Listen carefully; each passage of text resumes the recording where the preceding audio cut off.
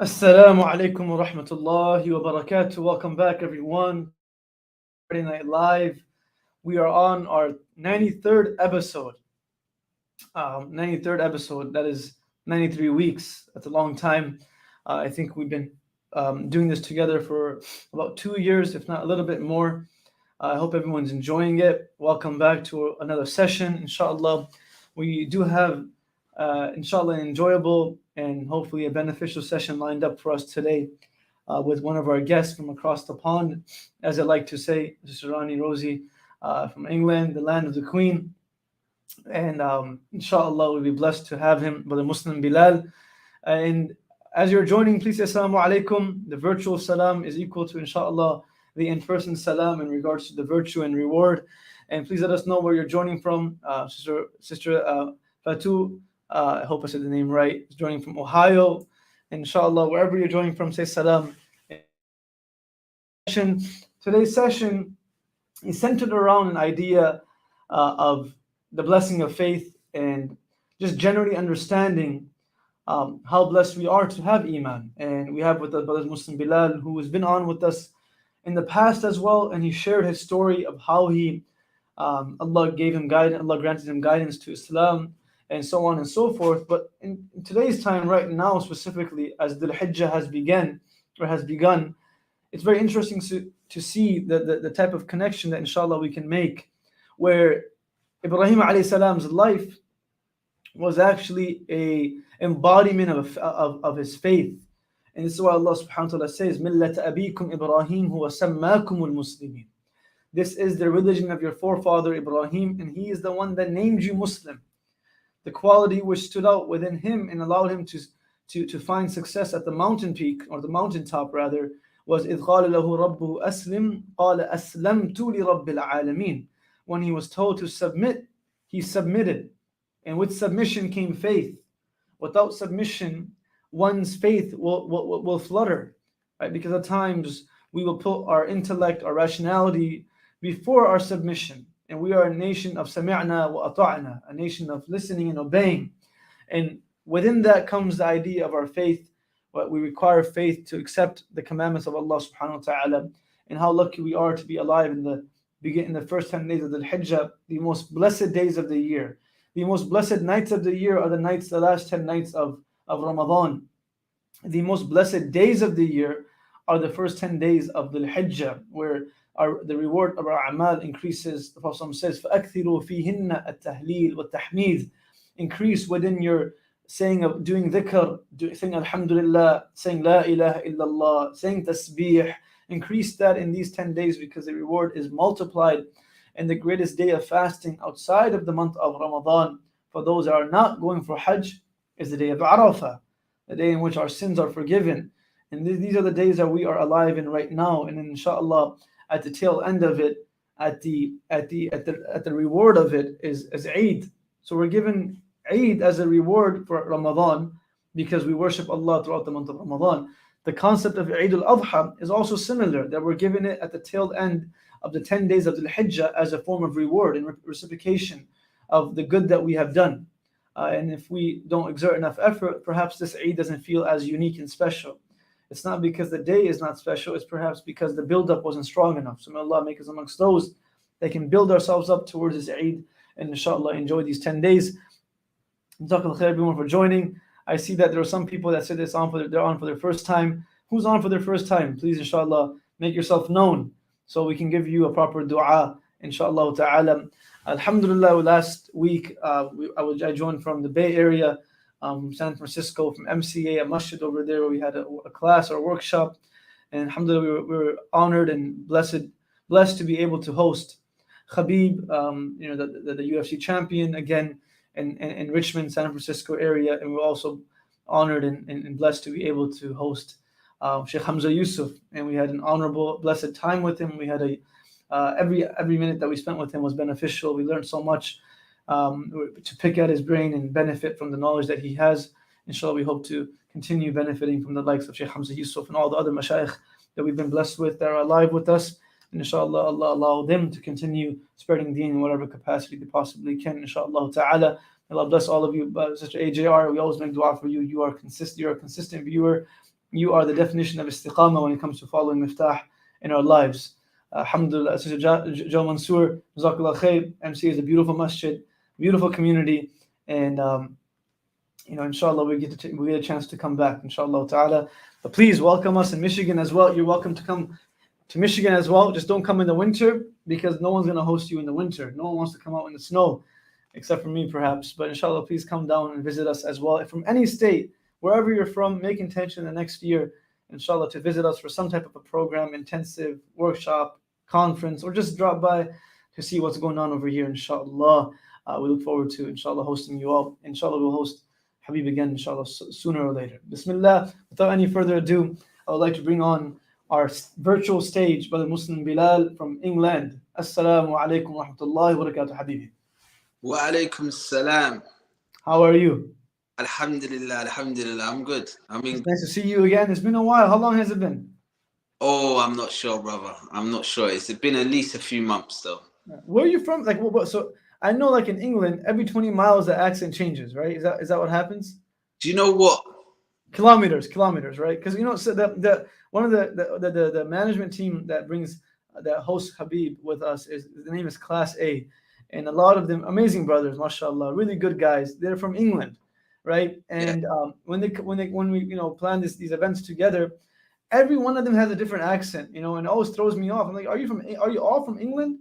And this time there was someone from Scotland, so his accent was really, really like unique.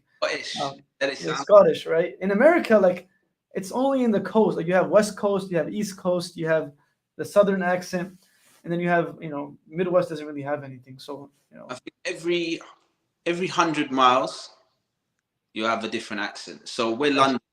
The Londoners speak a certain way. That's why I'm from London, the capital. London, okay.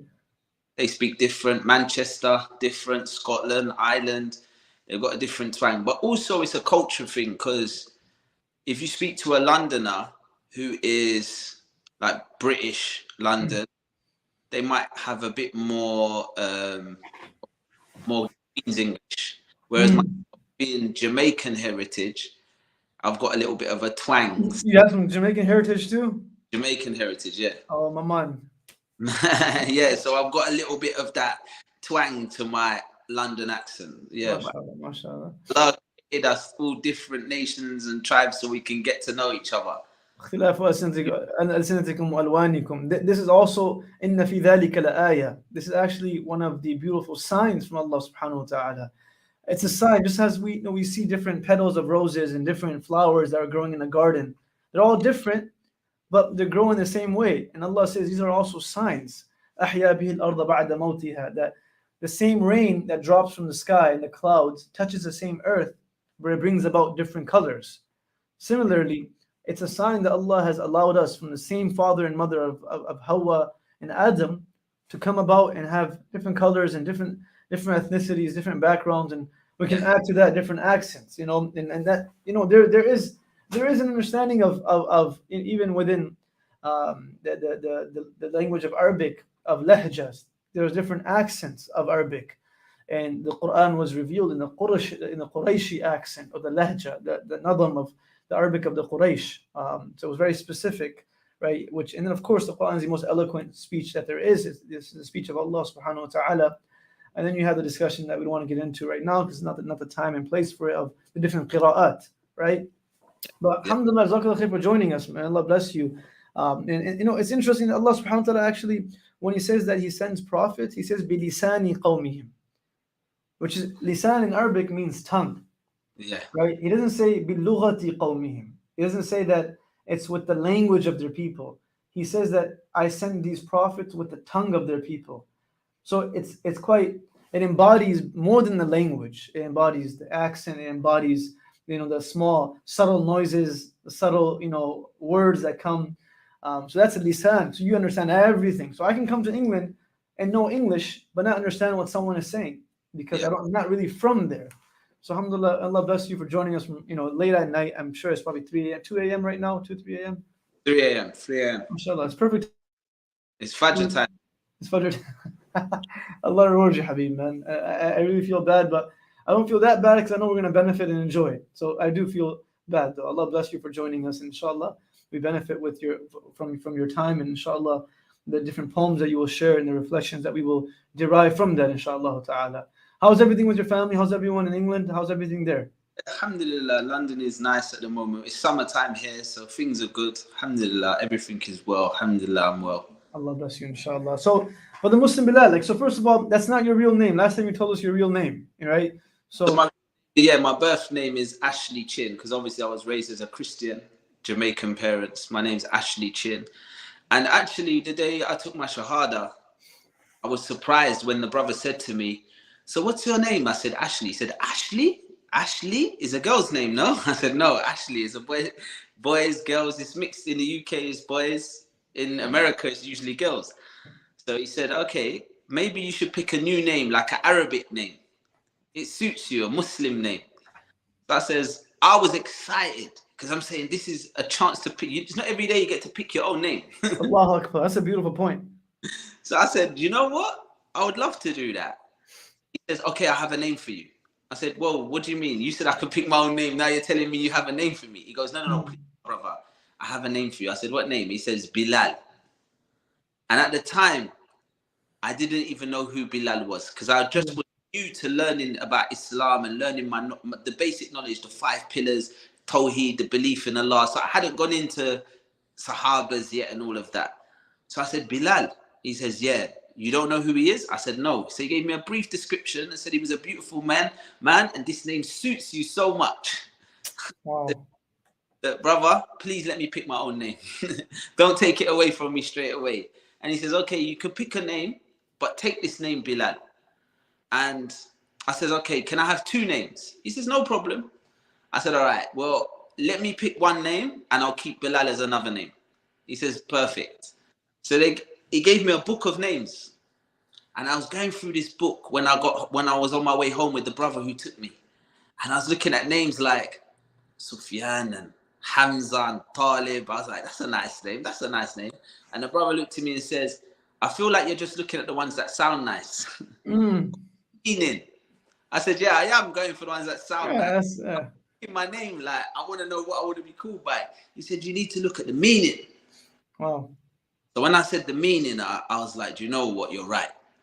And I kept looking, and then I saw the name Muslim.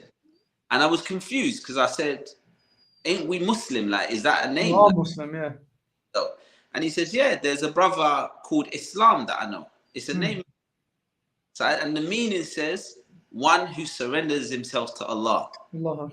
And what I just done, I just submitted myself. I just took my Shahada. It felt fitting. So I said, "I want that name."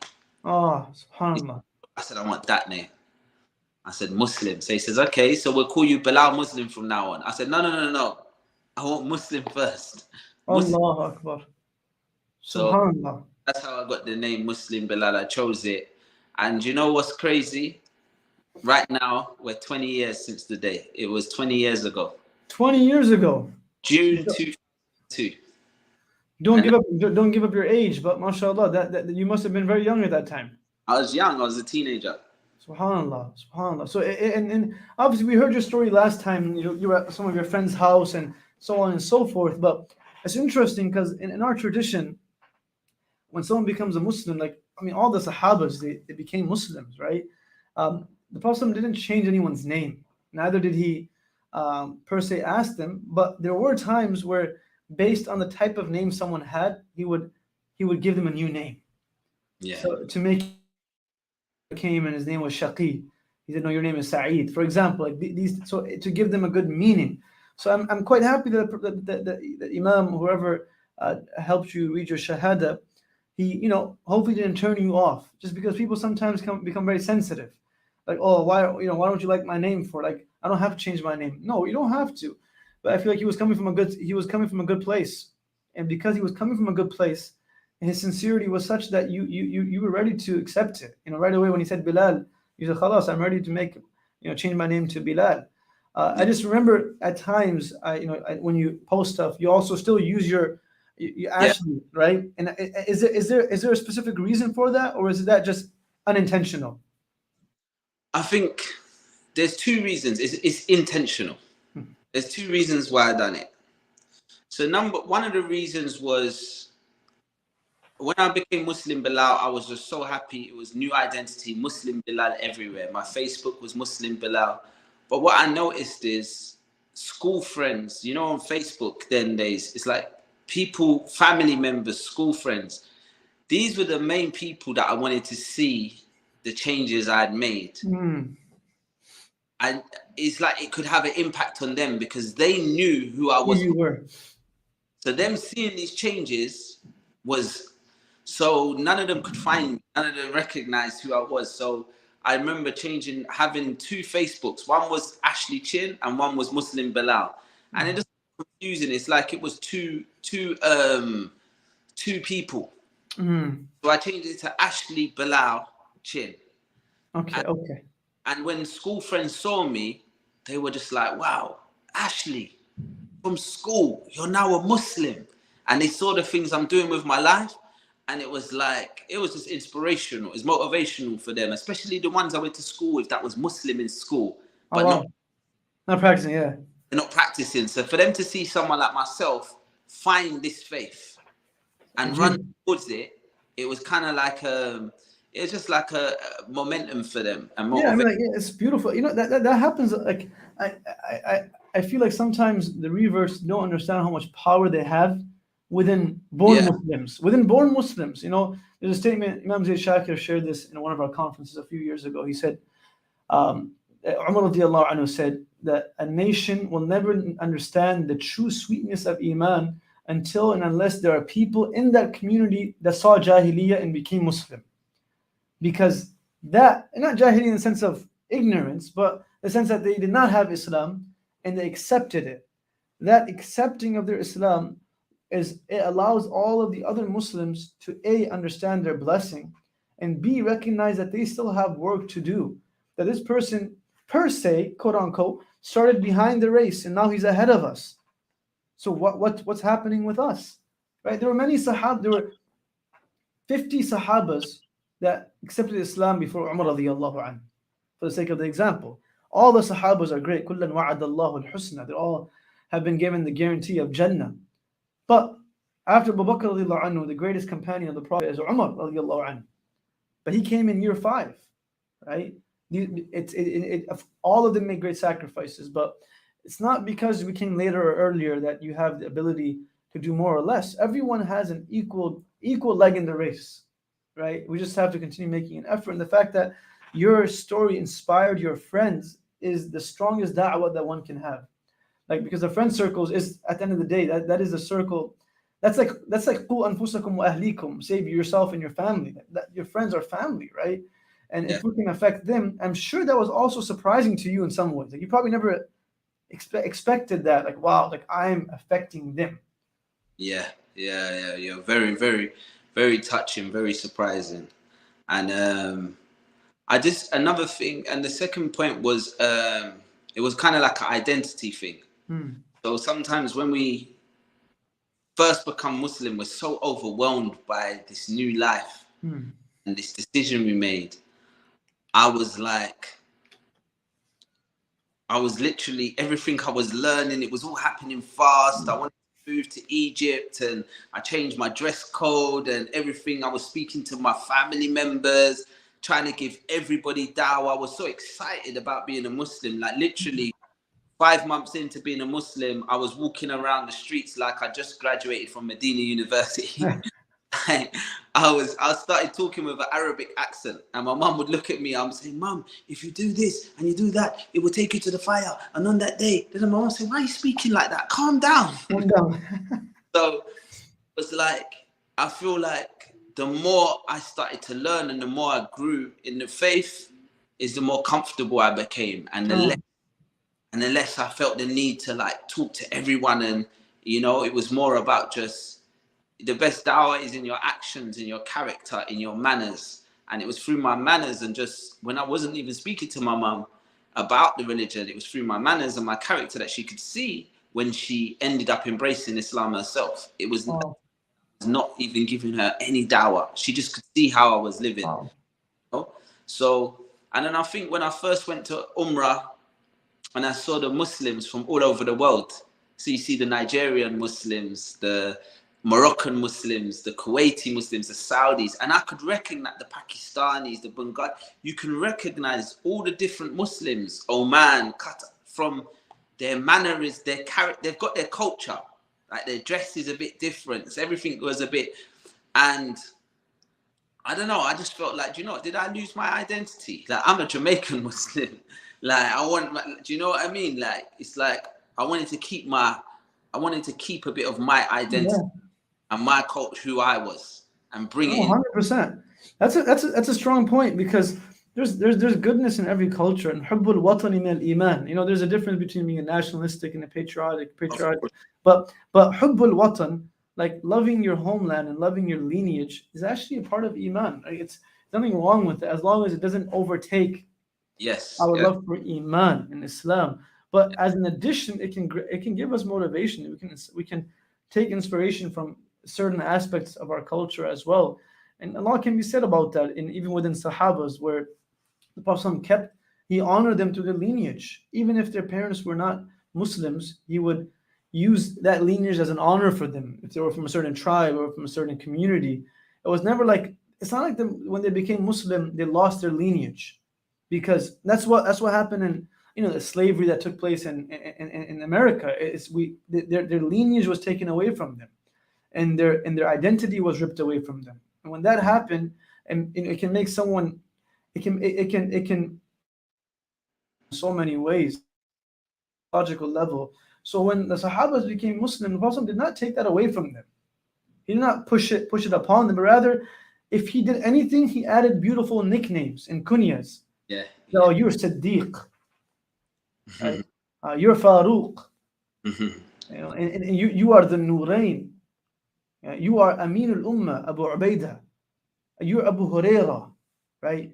And these Sahabas, their nicknames or their kunyas, you know, the nickname concept, the kunya, like what was added to their name, it didn't overtake their name, but what was added to their name.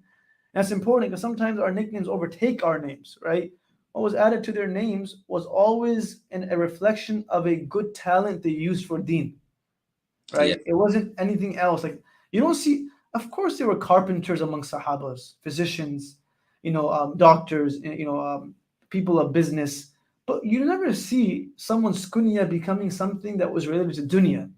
It was like, you are the mu'adhin of the Prophet. You know, there was a nickname that was given to Abdullah ibn Mas'ud radiallahu anhu. Well, Muslim Belal, you'll enjoy this one.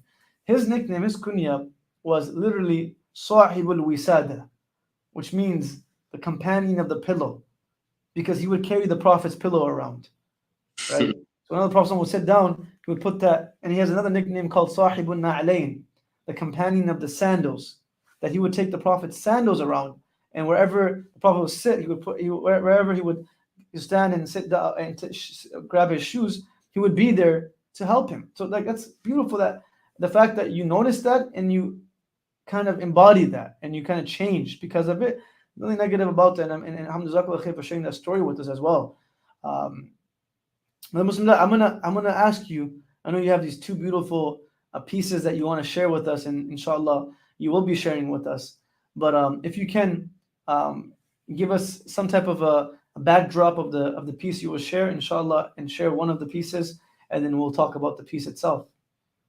Well, the first piece I'll do is called Faith to Faith. Is that what you're holding? This is my book. Okay. Yeah. Okay, we'll talk about that later too. Yeah, the second piece is inside the book. The first piece is called Faith to Faith. This is 20 years this year that I joined the faith, so everything's called Faith. The book release is Faith. My film's called Faith. My album's called Faith.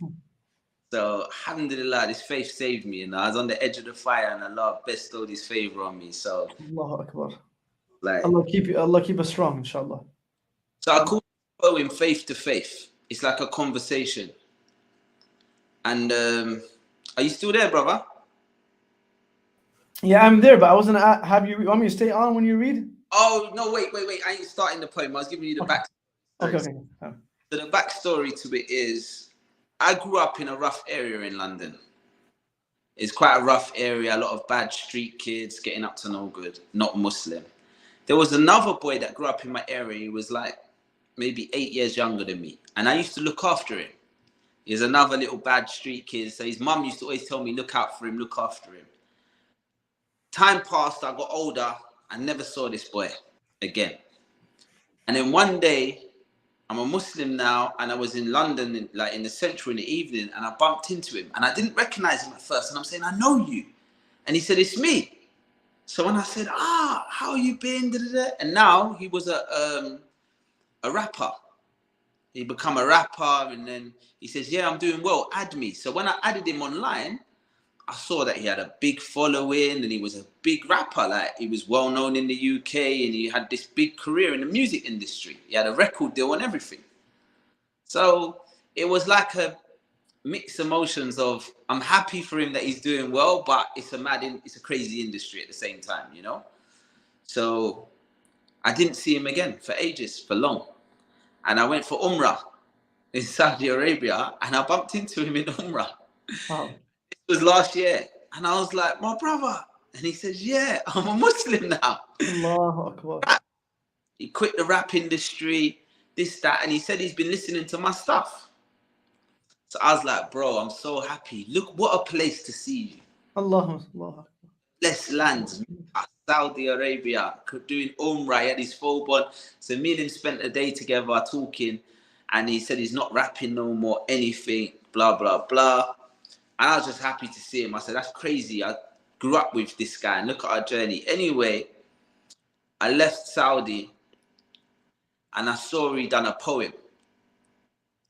And he done a poem talking to faith. And he put it on his page. And I just give you a bit of what he said, just for the context. He started it with, dear faith, or should I call you Iman? I speak a little Arabic now, so I guess I can. You coming and going is not a part of the plan. And I can't even cross the road without you holding my hand. I need faith. Strong in the mind of a believer. I'm not perfect and you ain't either. Faith, where you going? Don't act like a diva. I know you like to fluctuate, but I think you're a keeper. When you're strong, I'm in the masjid at Fajr. And when it feels weak, I get sadder and sadder. Egypt made it easier. London's crazy. So he's talking to faith, saying like, he needs it, and how, don't leave me again. He said, faith, how could you let me leave? This dunya cut me deep and you just let me bleed. How many dua did I forget to read? Like, so I listened to it and I was like, wow, that touched me, hearing his poem. And I commented, if faith could talk back, what do you think it would say? Question mark. And everyone started saying, that's a verse. That's the second verse. You guys need to go and record this. You need to go and record it. So I said to him, let's go to the studio and record it. You do the first verse talking to faith, and then I'll respond to you saying, like, if faith could talk back, what do we think faith would probably say? Like, as a thing, faith would, like, as a metaphor. So he's obviously younger than me. So I done that verse for a lot of the younger, we done that and put that out for the younger street kids, or any youngsters, Muslims who are battling with faith. And they're like, because I know it's a common thing. When you get to a certain age, between like 17 to 28, like you're in your fast lane years and it's a battle. So we wrote that for a lot of them to kind of like listen to. It's a replacement for some of the music they were listening to before. And it's also a little message in there where they could say, do you know what? It feels like he's speaking to me. So that's the first piece, which is my second verse of the conversation, faith to faith.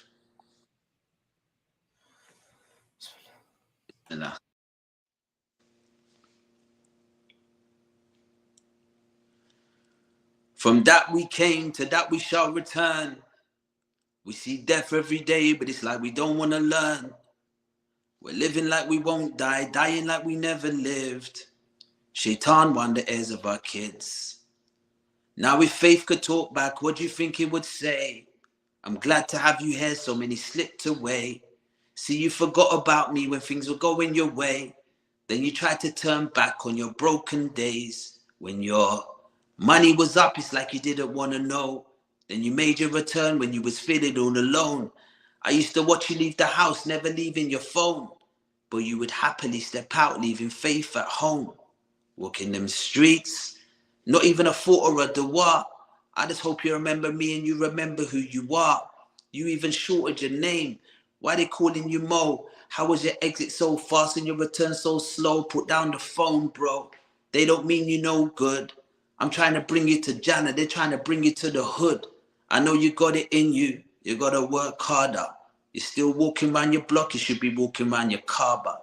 Takbir Allahu Akbar towards the black stone. Now keep your bed and shave your dome. It's been a few years. We haven't conversated. A brother invited you to a talk. I was glad you made it. It was good to chill again after all that time. Now before every decision, I see I'm back on your mind. Welcome home. You seem happy again. Doing better things with your time. Surround yourself with better friends. We lost you for a while. It happens to the best of men, but you're here now. I hope we don't lose you again. Please stop taking risks. It ain't something to play with. Imagine we were still apart on the day that your graves digged. If faith could talk back, what do you think it would say? I missed you, bro, them years that you went astray. So many plan to do better than they die before their plans made. Don't be one of them that wants to change when it's too late. I know you're dealing with some trauma and pain and all those sins you committed that you feeling ashamed, but this is faith. And I'm just here to say, Allah's merciful and still love you the same. It's been hell living in this dunya.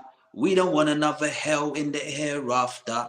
We got weaknesses, we got desires, but if we got faith, that's protection from the fire. We got this. But I guess we forget what we came for, what we're made for, what we're aiming for. I guess we forget our purpose and we're just lost in this life that's worthless. I guess we forget what we came for, what we're made for, what we're aiming for. I guess we forget our purpose and we're all lost in a life that's worthless. If faith could talk back, what do you think it would say? Alhamdulillah. MashaAllah, Habibi, brother. That was brother Muslim. That was beautiful. And that's the lines that you had for you speaking to faith. Yeah, returning back. Yeah, saying if faith could talk back, imagine what do you think it would say? I was thinking like it was like you didn't forget your phone, but you forgot me at home. Yeah. And like no one leaves their house without. And mashallah, everyone really enjoyed. I mean, everyone loves the words, but you have a thing with your voice, that you do, mashallah, that absolutely, is beautiful. And inshallah, Allah continues to use your voice and your words for spreading deen and bringing people back to deen. That there's a lot to be said about bringing people who feel hopeless back to deen. And perhaps sometimes, we can all benefit and pull a different group of people. And hence, every single one of us are khulafa. We're ambassadors, every one of us, because we all have a responsibility of da'wah.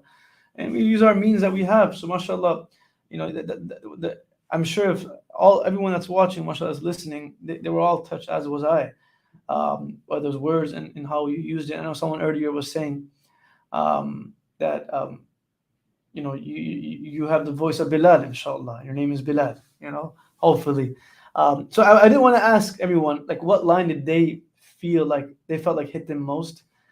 Please share a line or stanza that you felt like really touched you. And someone has mentioned the line about, if we're still apart when your grave is dug. Like, what can you elaborate on that part? That part there, yeah. It's like, I'm saying, stop. We're taking risks. Please stop taking these risks. This ain't something to play with. Imagine we were still apart on the day that your graves did. Oh. So in the Quran, I think it's in Surah Imran, where Allah says, do not die unless you die in a state of submission. It's like, this is what we need to fear. Dying is not something I'm afraid. It's dying. Imagine dying not in a state of submission. So for me, it was like, I find a lot of young people say, when one day I'm going to do better. Like, when I leave university, I'll do this. When I get married, I'll start doing this. Later in life, I'll start doing that. And it's like, but right now, we're taking a risk then. Every day we're taking a risk. And I just have people around me, people that I know that have lost in that battle. Like someone was doing things they shouldn't be doing. And I had a conversation with them in the day. And he said, I need to stop. I need to stop. I need to stop. But tonight, by night, he went to do something and he knows he shouldn't have done it. And he made a call at like 2 a.m. And he said, you know what, I'm going home. I need to stop all of this. I need to stop all of this. I'm going home. And 10 minutes later, he got shot dead. Oof. So it's like, every time I picture this person, I just think, that's why I say, like, please stop taking these risks. This ain't something to play with. Imagine we were still apart on the day that your graves dipped. Because I just think that's the risk every day. And it's for all of us. So it's like every day when we play around with our faith and we think we'll do it tomorrow, or like I spoke to someone who doesn't pray.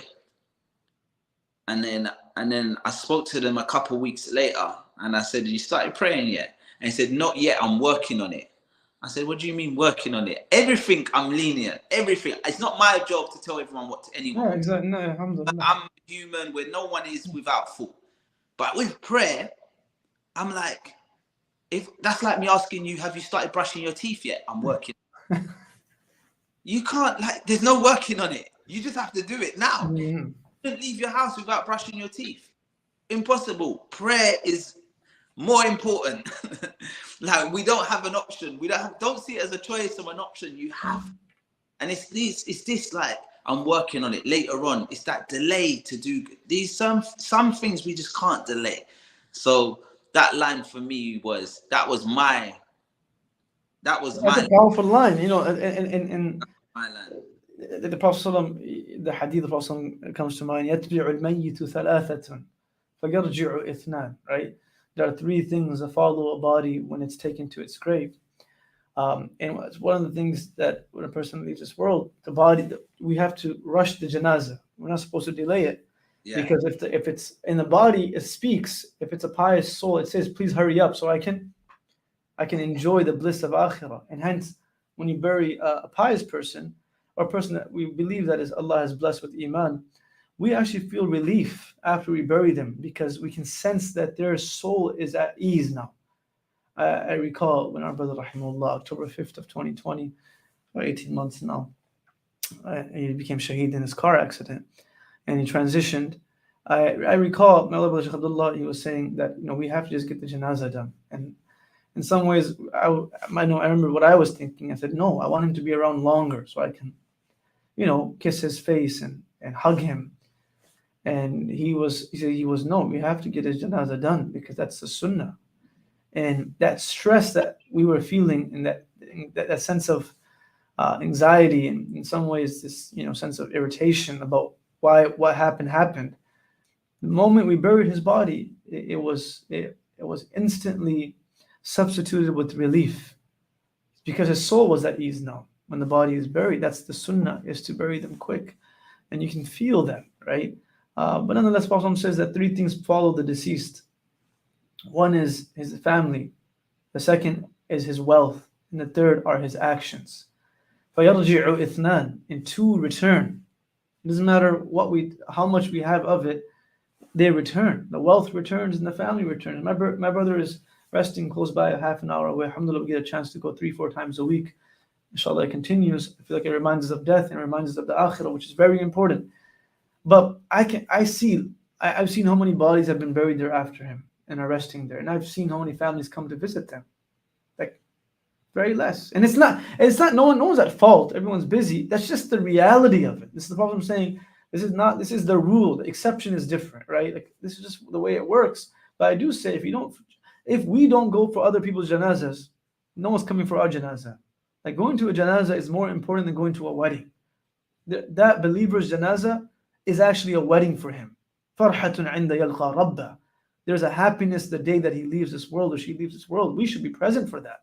But the only thing that actually stays is فَيَبْقَى عَمَلٌ, right? The good deeds and their Iman, it holds them down, right? And it cements their presence in front of the angels. It gives them thibat. It gives them a strength that can only come from the soul. But to add to what you were saying, Brother Bilal, it's very interesting. The aspect of delaying, right, is something that we would avoid in anything of gratification of dunya.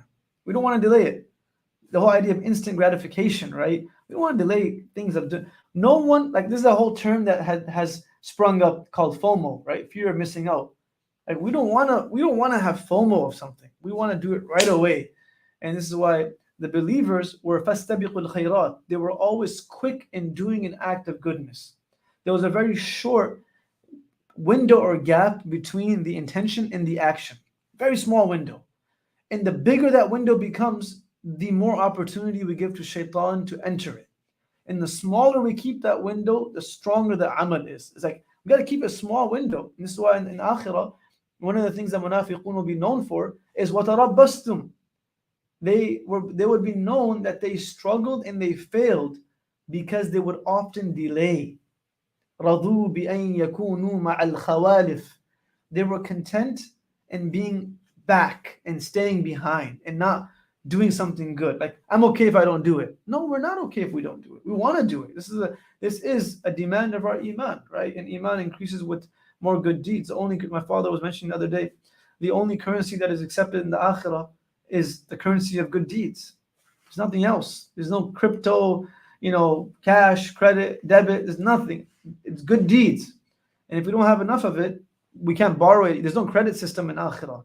Even our parents won't give it to us, right? And vice versa. So it's a very powerful line that you mentioned over there. And I think there's a lot to be said about that line. But there are other lines that, subhanAllah, one of these lines also caught my eye. When your money was up, it's like you didn't want to all alone. Like, this is an interesting line. Like, this is something that I think is also everyone experiences, right? When everything is going right, we're like, okay, Iman is already there. We don't need it right now. And the moment Iman, the moment other things are pulled away from us, we're like, oh, we need our Iman. Which is a beautiful thing, by the way. That's a sign of Iman. If we're able to fall back on Iman, that's also a beautiful thing. So we shouldn't feel bad about it. But there's a message to be said over there. Do you have any comments on that line? Yeah, it's like a common thing because it makes me think of a quote I heard, which says, a hardship or a calamity that brings you closer to Allah, better for you than a blessing that takes you further away. So it's like these things, like their money's up. Some people see it as a blessing, but it's taking you further away from Allah. So when your money was up, it's like you didn't want to know. But the hardship, when you was feeling all the low, the things that you think are like, it's sad times, that brought you back to Allah. That's when, you see, when your money was up, it's like you didn't want to know, but you made your return when you was feeling all alone. So in your low points, that's when you made your return. So sometimes it was like things like when we're going through hardship, sometimes because a lot of people get depressed or going through, like, suffering from depression and like mental health and trauma, like from their hardships. But sometimes our hardships, our poverty, our struggles are the things, blessings in disguise, because they're the things that brought us closer to Allah. 100%. And sometimes a blessing can be a difficulty in disguise if it pushes us away from Allah subhanahu wa ta'ala. So in the sense of what you're, that same line, of a lot of people's lives changed after difficulties, right? And because now they've sensed in that difficulty a closeness to Allah that they never experienced before. And even when that difficulty eases away, that feeling, they don't want it to leave, right? This is why for a believer, the Prophet says that everything, عَجَبًا لِأَمْرِ الْمُؤْمِنِ إِنَّ أَمْرَهُ كُلَّهُ لَهُ خَيْرٌ. For a believer, everything that happens is goodness. إِنْ أَصَابَتْهُ ضَرًّا صَبَرًا فَكَانَ خَيْرًا لَهُ. If difficulty comes and afflicts them, they remain patient, and it becomes a means of their reward. حَتَّى الشَّوْكَةُ يُشَاكُهَا. The Prophet says, even to the point that if a thorn pricks us, if we are intentional with it, we get reward for it. So do we not? And that's not even in the path of Allah. If just a general thorn pricks us. So what can be said about a person struggling if that struggle came in a place of being in the path of Allah subhanahu wa ta'ala, right? Then he says, in asabatu sarra shakara fakana khayrullah.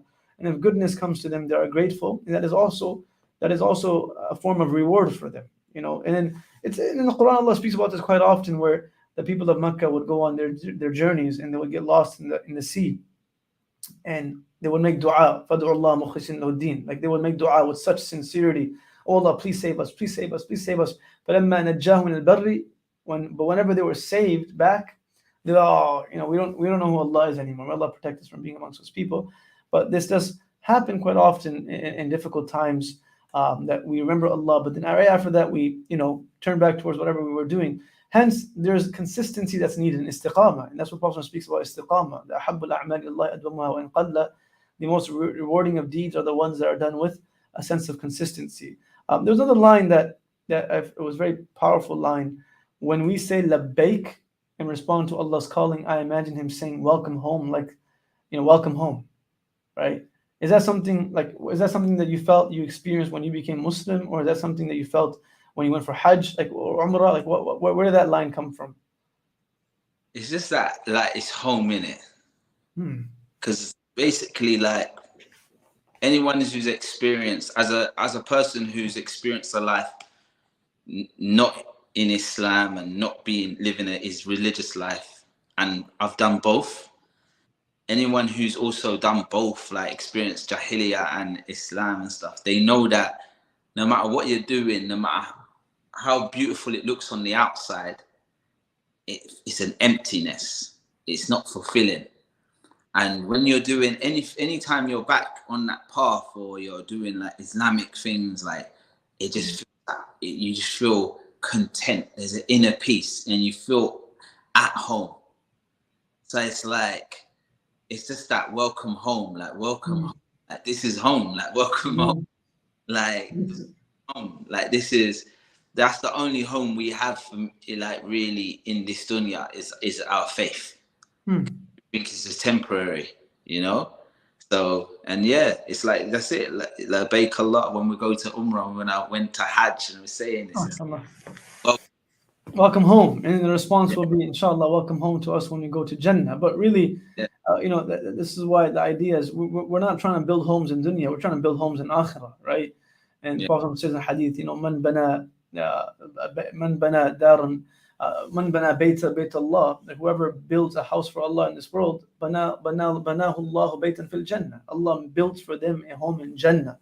The idea is to build for the akhirah. But when you say this is our temporary home, Prophet says like a traveler that's seeking shade under a tree, right? But that this short life can be enjoyable with fulfillment when it has deen, right? Because al-ghina ghina nafs, where the heart feels content, the heart feels fulfilled, because there's a presence of Allah within it, right? And the Sahabas had very less, but we don't often hear stories of them ever complaining about difficulty, right? If anything, you can see difficulty in their life, in their face, in their movements, but you don't see them complaining about it, because they knew it was just a temporary life. And the emotions that we have in this world are also temporary. So even the height of happiness, the fact that it's a height, we know it's going to come down. It will never remain that. The whole idea of the Sahabas, they didn't even know when the Prophet was hungry. And we know that Aisha radiallahu anha says that there were many days that there would be no food in the house, that we would see 2 moons that would pass by, meaning an entire month would go by, and we would not have the stove turned on. But no one knew about that, right? It was internal. Their struggle was something that they kept between them and Allah, right? In the Quran, there's an interesting, these beautiful ayat that talk about the fitrah of a human. خُلِقَ الْإِنسَانُ هَلُوعًا, that the human being has been created in a sense of anxiety. إِذَا مَسَّهُ الشَّرُّ جَزُوعًا, and when difficulty comes to them, they want the world to know about it. جَزُوعًا, right? They want everyone to know. Oh, look what I'm going through. Look what I have to deal with. وَإِذَا مَسَّهُ الْخَيْرُ مَنُوعًا. So beautiful. But when goodness comes to them, no one needs to know about it. But why does everyone need to know your difficulty then? Why does everyone? And it's not to say that we're not allowed to, seeking, in a form of relief from people and love and compassion, but it's in the sense of overdoing it at times, right? Allah says, "Illa al-musallin," except for those that pray salat, because they would do that with Allah. إِنَّمَا أَشْكُو بَثِّي وَحُزْنِي إِلَى اللَّهِ. They would complain directly to Allah subhanahu wa ta'ala. The idea of complaining to Allah is very powerful. And I mentioned this before. We were hosted by the One Path people, podcast people, when I was in Sydney for a few days, and I remember mentioning that I don't know what people do when they deal with difficulty when they don't have faith. Like, I don't know, like really, what do you do when your loved one passes away, when difficulty hits you? Because really, your faith is all that allows you to know that it will soon come to an end, right? And we will be able to, inshallah, see light at the end of the tunnel, which is not the light of an oncoming train in the akhirah, inshallah. So those are powerful lines, brother Muslim, Muslim Belal. I'm calling Muslim Belal. However you feel comfortable. But those are powerful lines, and Allah make us amongst those that we are consistent in our form of turning towards Him. وَيَهْدِي إِلَيْهِ مَنْ يُنِيبُ, where He says that He will constantly guide those who constantly turn towards Him, which is a sign that regardless of how much guidance we have, we always seek more, right? Because there's always a challenge in our life that is there today that wasn't there yesterday, right? And there'll be a challenge tomorrow that wasn't there today, and hence we always need to turn towards the guide for more support.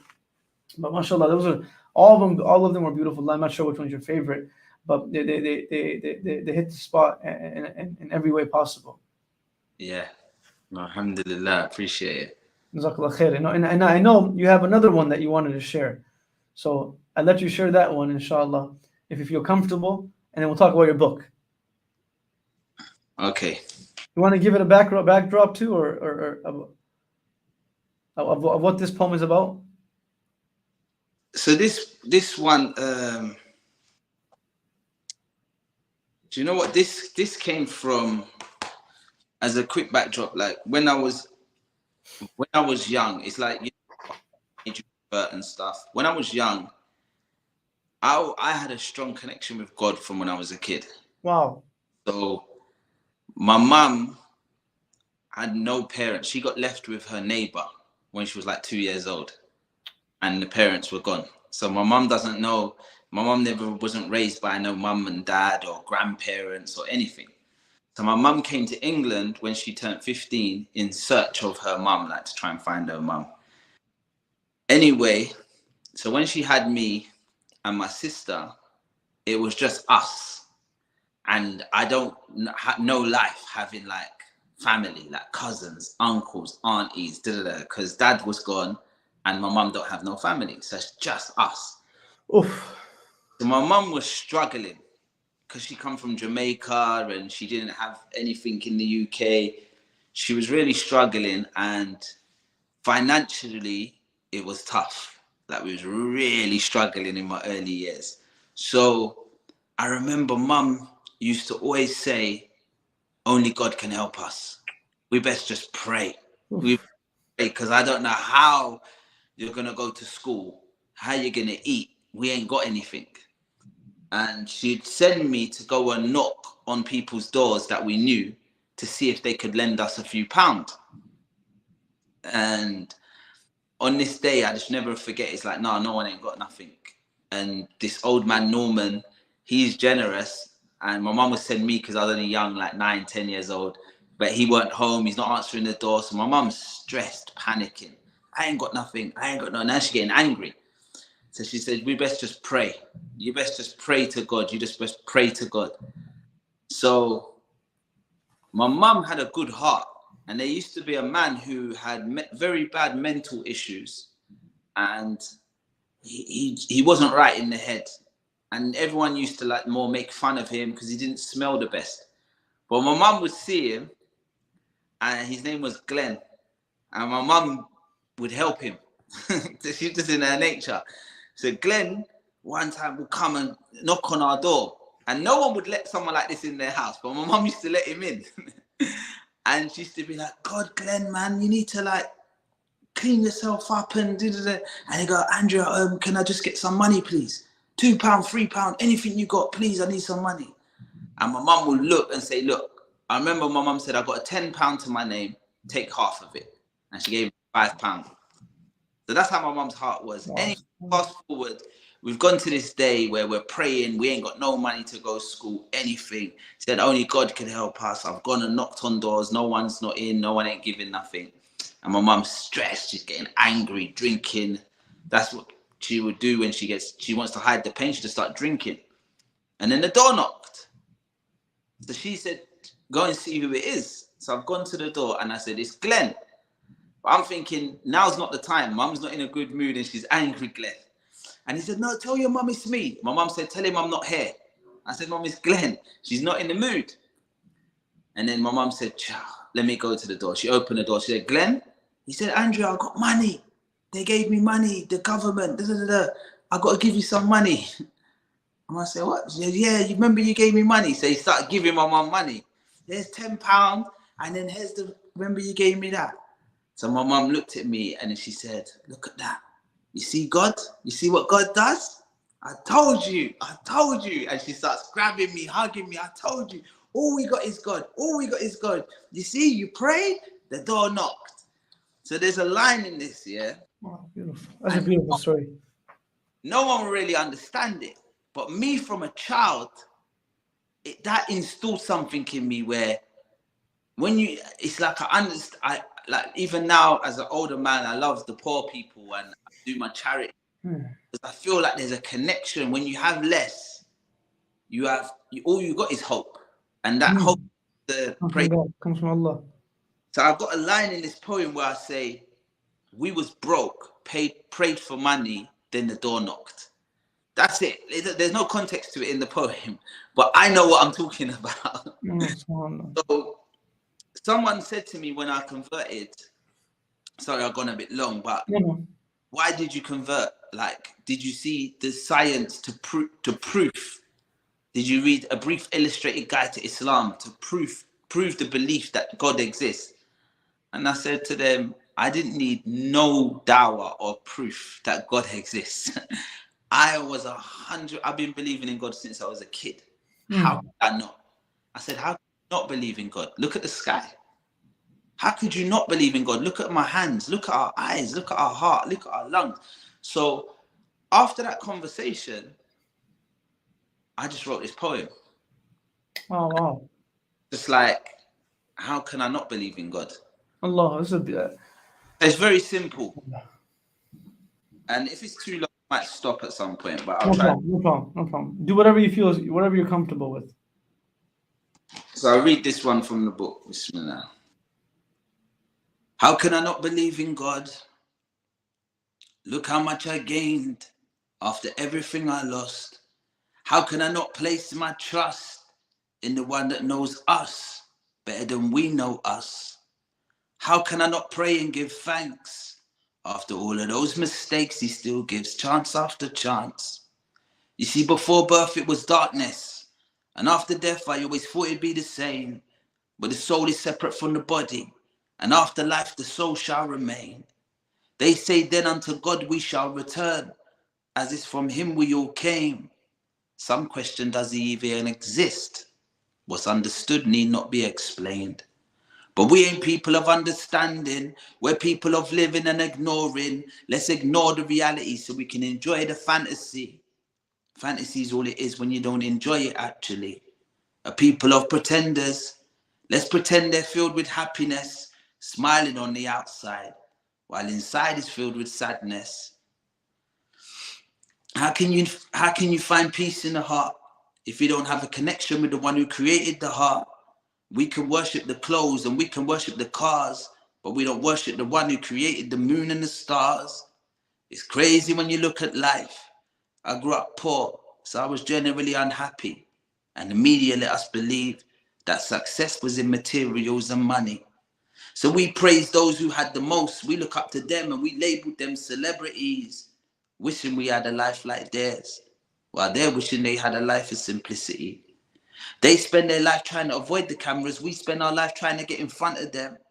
We praise them for their beauty and their talent, while we ignore the God that created them. That's like thanking a waitress that brings a meal but disregarding a chef. That's like praising the beauty of a building but not the architect. You're amazed by the brain of the designer of an aeroplane.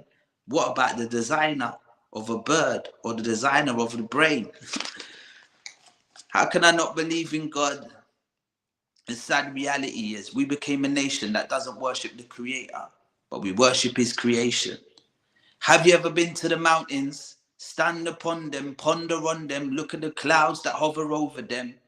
Look at the sky. Try and understand the life of the birds that fly. Look at the sea. Watch the fish swim, a shark's fin and a jumping dolphin. Listen to the roaring sounds of the jungle, elephants and lions. Anyone with intelligence can see the signs. Animals and mankind, heavens and earth. How can two people come together and bring about a child's birth? Man, now what's that life worth? We just play, study and work. But that play isn't even satisfying. We're all still depressed and unsatisfied. And this work isn't even sufficient. Nobody's content with their current position. Continuously searching for more and more and more. But we don't know what we're searching for. I made a study about what we study. It troubled me because honestly, most of it was worthless. That's why we live without knowing our true purpose. They taught us science, but didn't teach us science. They taught us history, but didn't teach us history. That was all from the wrong perspective and too selective. I didn't learn religion in RE. They can't modify me. I'm more Malcolm than Michael. I stayed with a character delightful, but the brain's always serious. Focused on what's in front of us. Seeing past the nights and days. Looking ahead to when I fall and then raise. I can't live without praise. Don't praise me. Praise the one that made me. Praise the one that made it all. None of this could ever come about by chance. Look at the planets and the galaxy. This world would end be their one collision. But they orbit the sun in a perfect fashion. Imagine life without God. We were broke, prayed for money, then the door knocked. We were scared, prayed for safety, then the car stopped. And when it didn't, we kept the faith and saw the benefits another day. We trust God's wisdom, so we accept his decision. They question and end up in deeper depression. Don't be like them. You are the company of your friend. How can I not believe in God? Don't act like you created yourself inside and out. Everything comes from him. Our wealth, this world, everything. Don't be blind, look how we're designed. Our eyes, our hair, 4 fingers and the thumb. The heart, the liver, the lungs. God's plan is better than anyone's. When turbulence hits a plane, or the boat hits a wave, watch how fast they call his name. After everything they say, when life's at stake, even a disbeliever starts to pray. How can we not believe in God? Don't look at all the things we could have. Look at everything we got.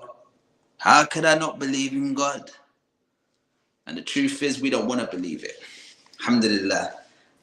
Takbir. That was beautiful, Habibi. I actually skipped Allahu Akbar. this whole line here. And so I jumped from here to the end. Okay. Because if anyone wants the rest of it, you can purchase You gotta get the book.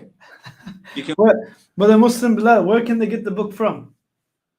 So the book is on my website. You just go on there and make an order, and it's Ashley. The website is ashleybelalchin.co.uk. MashaAllah, MashaAllah. Chin.co.uk. I'm gonna purchase my own copy right now as well, inshallah. Got all of my poems in there, like the stuff that's online, like Traveler, Layla, Nation of Ignorant, like everything's in there, and some pieces that I haven't read yet. Read out, yeah. MashaAllah, Habibi. Allah bless you for your work, and may Allah give you the strength to continue serving. I mean, you do with the intention of serving Deen, and it becomes enjoyable. And I'm sure that's the intention that you have. This is all the benefit of doing what you do. We benefit from it all the way in America, across the pond, and that's why we're on this virtual live. You know, if it wasn't for this, we wouldn't be able to connect. And inshallah, we hope that you can visit the States soon, or we can visit England, and we can connect in person, inshallah. Inshallah, I'd love to come out there. I think inshallah. I went once before. Sorry? Twice. I went to Detroit once before, yeah. Really? When? Yeah, it must have been before COVID. Okay, inshallah, we you owe us a trip, and inshallah, we'd love to invite you for something in the upcoming future. Inshallah. So please make dua for us, inshallah, we'll see you very soon. Jazakallah khair, Habibi, for your time, man. Barakallah. Thank you very much, everyone, for listening. Assalamu alaikum. Assalamu alaikum wa barakatuh. May Allah bless Brother Muslim Belal for his beautiful words. I hope you all enjoyed that as much as I did. Please make dua for us. Shaykh Abdullah is not in town. He's in Pakistan with his in-laws and his family. Inshallah, he has a good time over there. Inshallah, he'll be back with us very soon. I appreciate that. And inshallah, maybe one day, if Allah allows us to come, we'll be there. But as of now, we're here in Michigan. So please make dua for us. Please pray for us. We do have our Miftaah online semester starting. Registration open for the fall. If anyone wants to learn Arabic, tafsir of Surah Taha, please go ahead and register for the classes. Inshallah, it's a seminary, online seminary. If anyone wants to come study Arabic and Islamic sciences for a year, we've just launched our Miftaah Seekers program. And I think it's one of the unique programs that we will have, inshallah, as a seminary, where people can come learn for 9 months and learn the deen of Allah, learn Arabic and master it in that year. So these are a few different offerings within our seminary. I know oftentimes we speak about our events and programs, but I also want to speak about our classes because that's the nucleus of what we do, and it's at the core of it. And I hope that everyone can join some type of a class, if they're on Miftaah online, if they're in the associate program, or if they think about joining the Seekers. And if you have a younger brother, a cousin, sister, and if you're you and your spouse and you want to come together, inshallah, we'll facilitate that as well. But it's a program that, inshallah, I think will be of a lot of benefit. Please make dua for it. And we look forward to seeing you soon online and in person as well. Jazakallah khair, everyone. Please pray for us. Assalamu alaikum wa rahmatullahi wa barakatuh.